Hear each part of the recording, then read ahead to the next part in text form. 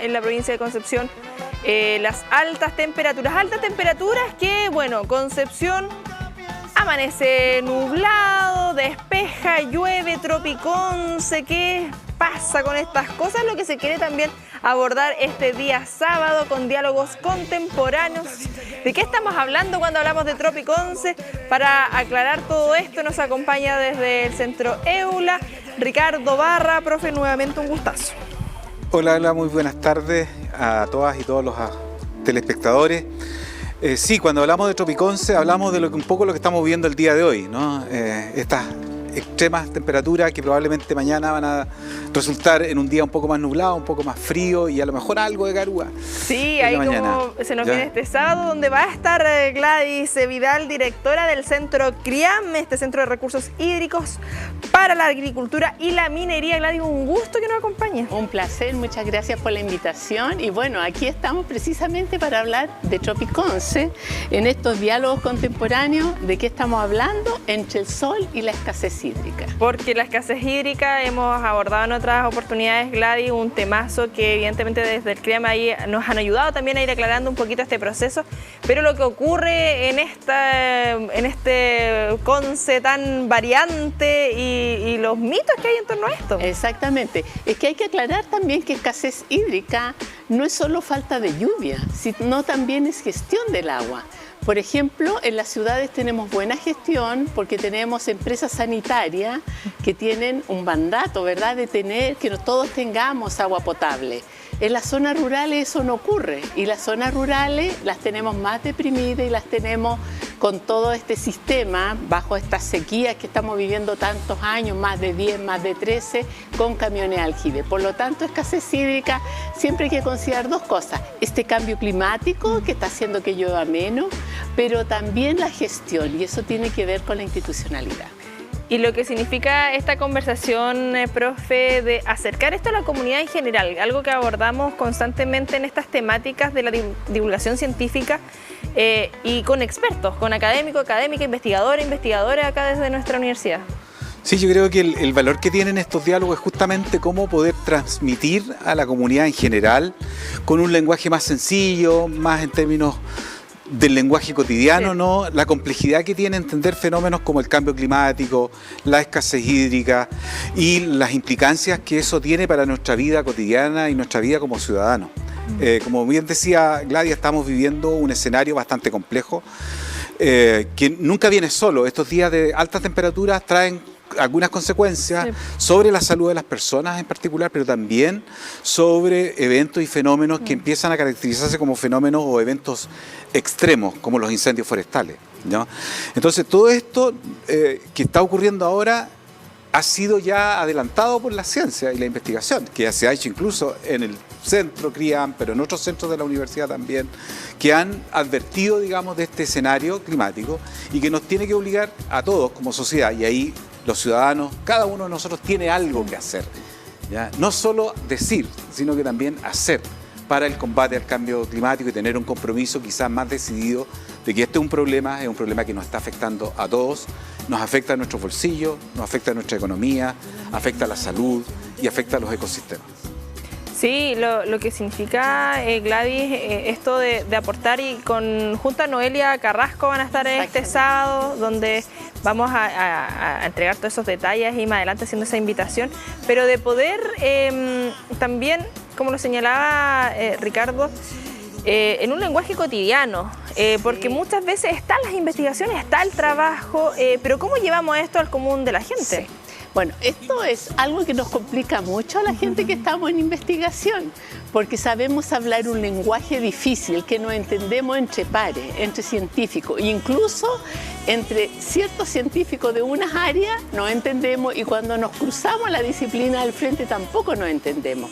Entonces ahora tenemos políticas, sobre todo de la ANID, que es la Agencia Nacional de Investigación y Desarrollo, que ha creado centros que precisamente el objetivo es poder comunicar la evidencia científica a la comunidad, por cierto, a las personas, pero también a los que toman decisiones. A veces son los municipios, ¿cierto?, los gobiernos regionales, pero también la institucionalidad, como la ciencia. Y esta la ley marco lo dice, en su artículo 2, la ley marco que se publicó en junio de este año, 2022, indica precisamente que el cambio climático tiene que estar conectado a la ciencia, porque hay un cambio.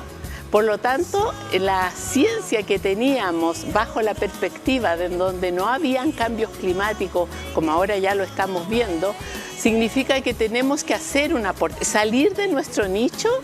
Y hay otra palabra que para nosotros siempre nos complica llevar a la realidad, y hacer, ¿cierto?, interdisciplina. Es decir, Ricardo, que tiene una disciplina, ya no entendemos, llevamos muchos años trabajando, de hecho somos de la misma Facultad de Ciencias Ambientales. ¿Cómo podemos entendernos? No es hacer la investigación del otro, es poder conversar de las distintas áreas para atacar un problema difícil desde una manera interdisciplinaria, entre disciplinas.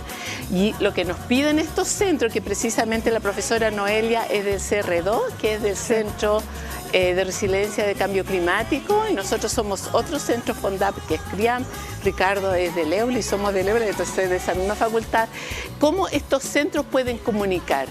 Es aprender una nueva forma de lo que decimos, decirlo en sencillo, que no es tan fácil. Sí. Es difícil decir las cosas en fácil, ¿no? Sí, y claro, hay cosas que dentro de la técnica, del tecnicismo, que igual es necesario que la comunidad lo aprenda de una u otra manera. Tampoco es llegar acá a decir esto pasa así muy a la ligera. No, hay que hacer que este lenguaje sea mucho más digerible, pero manteniendo también los términos correctos. Sí, yo tengo la impresión, Connie, que lo que necesitamos es construir una alfabetización. Ya es lo mismo que cuando aprendimos todos a leer, ¿no? Sí. Es empezar a leer, pero a leer la realidad, a leer la sociedad, a leer los ecosistemas hoy día, ¿no? Con el conocimiento que ya hemos ido acumulando, y entender que para poder cambiar este escenario que se ve muy desfavorable y que no vemos señales de mejoría para el futuro, ¿no?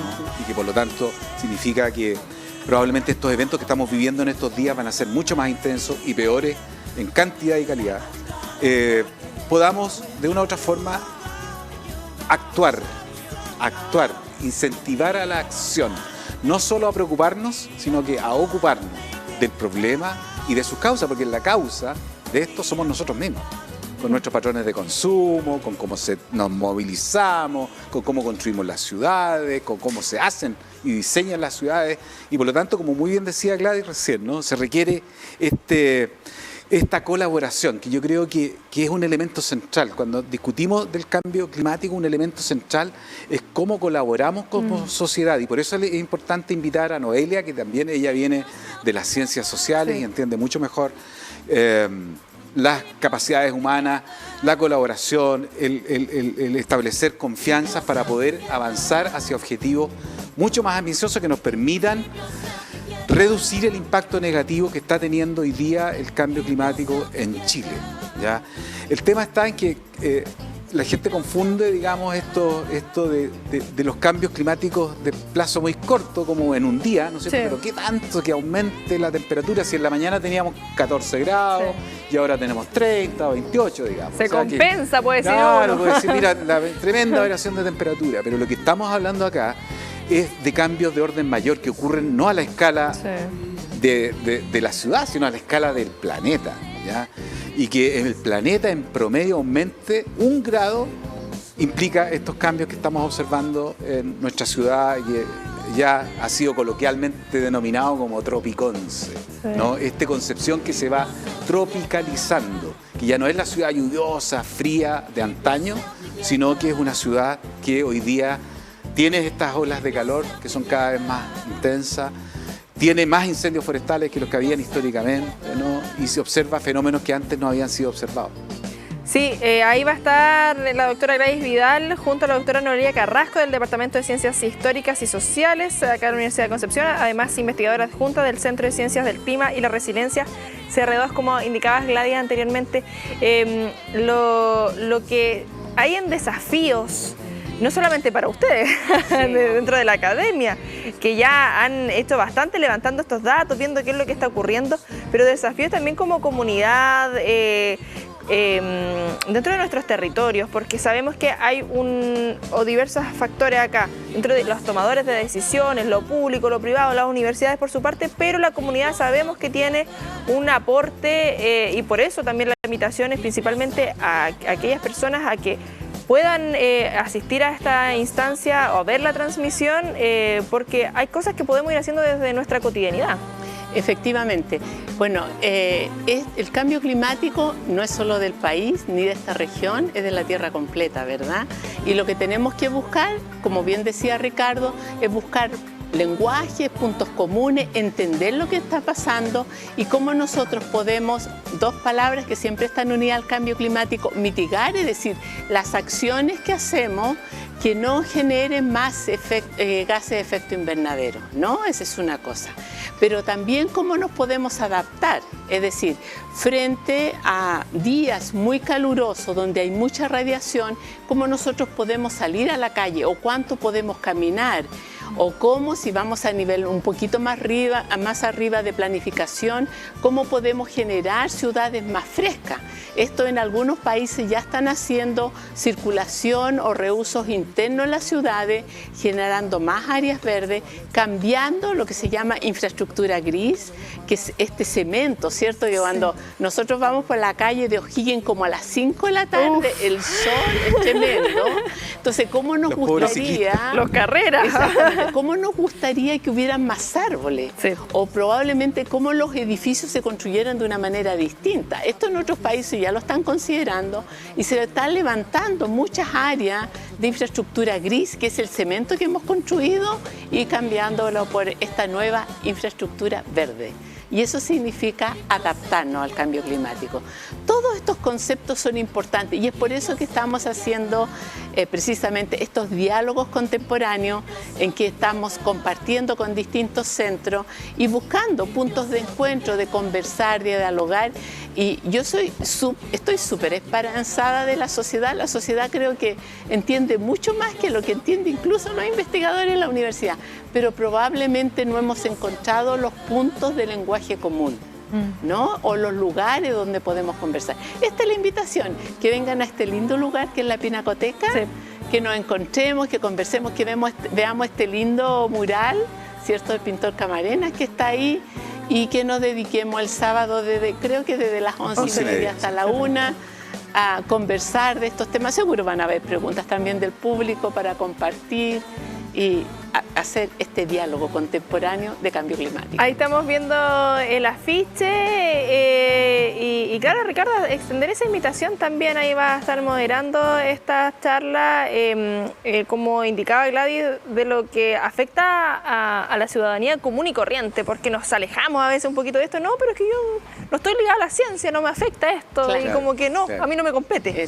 Exactamente, yo creo que ahí hay una tarea importante. Yo creo que hoy día ya se transforma en una obligación nuestra de poder comunicar lo que se hace en la universidad y transmitir también nuestras preocupaciones, las urgencias que tenemos que hacer como sociedad completa, ¿no es cierto? Una sociedad y por eso es interesante esta mirada que también seguramente nos va a traer Noelia ese día, de ver cómo podemos adaptarnos mejor, como decía Gladys, al cambio en un escenario de mucha desconfianza social, ¿no? Que la estamos observando, ¿no? En un escenario de crisis económica, en un escenario de profundas diferencias muchas veces en cómo abordar las temáticas del medio ambiente y la preocupación que la política y la sociedad tiene sobre las temáticas ambientales. Entonces, yo creo que va a ser una excelente oportunidad. Vamos a tener dos excelentes investigadoras de nuestra universidad, van a tener la posibilidad de dialogar directamente con ellas y de poder responder estas consultas que surgen desde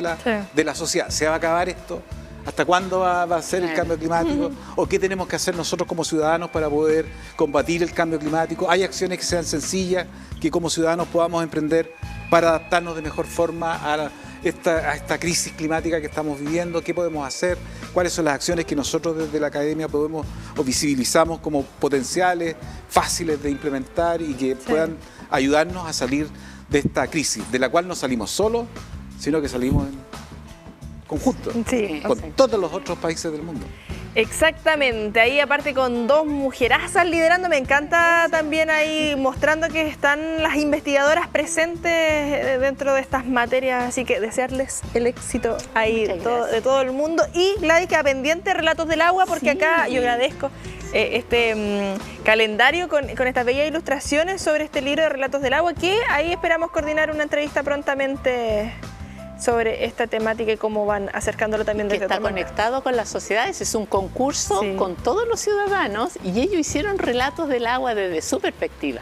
Ese es el valor que tiene. Es un libro muy bonito, muy bonito. Ahí estaremos comentándolo más adelante. Nos estamos viendo, profe, como siempre, un gusto. Nos vemos todas y todos cordialmente invitados el próximo sábado a las 11:30 en la hermosa Pinacoteca de la Universidad de Concepción. Sí, nos vemos, Gladys. Sí, un saludo muy grande y nos encontramos entonces en la Pinacoteca de nuestra universidad.